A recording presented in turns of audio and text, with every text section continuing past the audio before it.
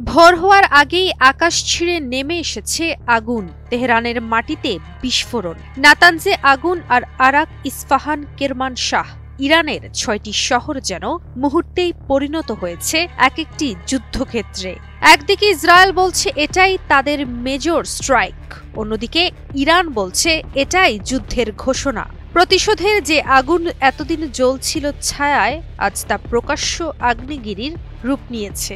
প্রশ্ন এখন একটাই, আর তা হলো ইসরায়েল কি যুদ্ধের প্রথম গুলি ছুঁড়েছে, নাকি নিজেই তৈরি করেছে নিজের ধ্বংসের মানচিত্র?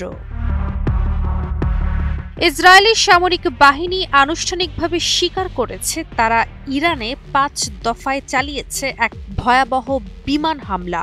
নিশানায় ছিল তেহরানের সামরিক ঘাঁটি ও আবাসিক এলাকা, নাতানজের ইউরেনিয়াম সমৃদ্ধকরণ কেন্দ্র, তাবরিজের পারমাণবিক গবেষণা কেন্দ্র, ইস্পাহান, আরাক ও কেরমানশাহ যেখানে রয়েছে কৌশলগত অস্ত্রভাণ্ডার। এই প্রতিবেদন করা পর্যন্ত জানা গেছে এই হামলায় নিহত হয়েছেন ইরানের কয়েকজন শীর্ষ বৈজ্ঞানিক ও সেনা কর্মকর্তা। এই মুহূর্তে তেহরানের আন্তর্জাতিক বিমানবন্দর বন্ধ, শহরে ছড়িয়েছে আতঙ্ক, আর ইরান বলছে এই অপরাধের মূল্য ইসরায়েলকে চরমভাবে দিতে হবে। ১৩ জুন সকালেই রয়টার্স, বিবিসি, আল জাজিরা সহ আন্তর্জাতিক বিভিন্ন গণমাধ্যমের বরাতে জানা গেছে এসব তথ্য।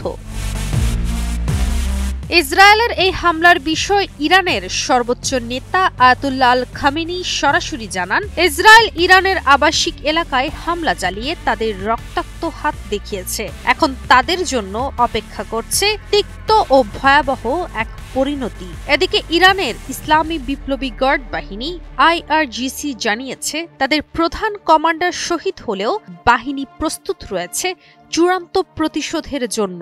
IRGCর বিবৃতিতে বলা হয়, এই অপরাধের পরও IRGC পিছিয়ে নেই। ইসরায়েলকে জবাব দেয়া হবে তাদেরই ভাষায়। এ বিষয়ে ইরানের পররাষ্ট্র মন্ত্রণালয় জানায়, এই হামলা শুধুমাত্র ইসরায়েলের নয়, এর দায় নিতে হবে যুক্তরাষ্ট্রকেও। কারণ ইরানের মতে এই অভিযান যুক্তরাষ্ট্রের অনুমোদন ছাড়া সম্ভব নয়, তাই যুক্তরাষ্ট্র এর পরিণতির সমান অংশীদার।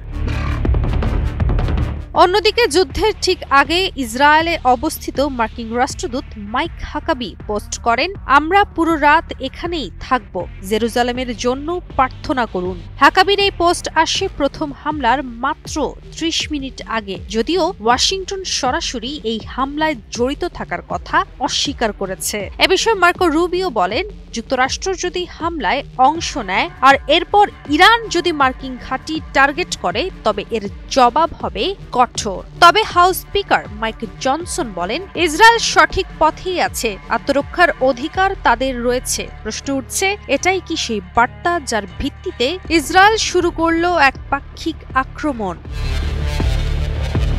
সামরিক বিশ্লেষকরা বলছেন, মধ্যপ্রাচ্যের ভিলেইন খ্যাত রাষ্ট্র ইসরায়েল এই হামলা চালিয়েছে কৌশলগত এক মুহূর্তে, যখন ইরান ও যুক্তরাষ্ট্র পারমাণবিক আলোচনায় ছিল, যখন ইসরায়েল নিজেই লড়ছে গাজা, লেবানন ও অভ্যন্তরীণ ক্ষোভের সঙ্গে।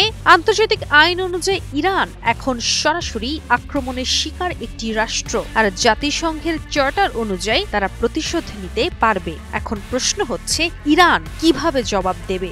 সরাসরি সামরিক প্রতিক্রিয়া, ইসরায়েলের ঘাঁটিতে পাল্টা হামলা, নাকি দূরপাল্লার মিসাইল বা সাইবার আক্রমণ? উঠছে এমন অসংখ্য প্রশ্ন। তবে বিশেষজ্ঞরা বলছেন, ইরান তাদের ভাষায় নয় বরং শত্রুর ভাষায় জবাব দিতে চায়, আর সেই ভাষা সঠিক সময়, সঠিক জায়গায়, তবে ভয় দেখানো নয়, হবে এক বাস্তব আঘাত। টানা ৭মবারের মতো বেস্ট টিস্যু পেপার ব্র্যান্ড হিসেবে স্বীকৃতি পেয়েছে বসুন্ধরা টিস্যু। ইসরায়েলের আজকের এই হামলা শুধু একটি আক্রমণ নয়, বরং এটা এক চরম কৌশলগত পালাবদলের শুরু, যেখানে ছায়া থেকে বেরিয়ে এসেছে আগুন, আর যুদ্ধ আর কূটনীতির মাঝে তৈরি হয়েছে এক নতুন সীমারেখা। ইসরায়েল হয়তো ভেবেছিল হামলা করে ইরানকে দুর্বল করবে, কিন্তু বাস্তবতা হলো তারা হয়তো ঘুম থেকে জাগিয়েছে এমন এক দৈত্যকে, যাকে ঘুম পাড়াতে পুরো অঞ্চলকে দিতে হতে পারে চড়া মূল্য। এখন পুরো বিশ্ব তাকিয়ে ইরান কিভাবে লিখে এই যুদ্ধের পরবর্তী অধ্যায়। কাজী অহনা, নিউজ 24।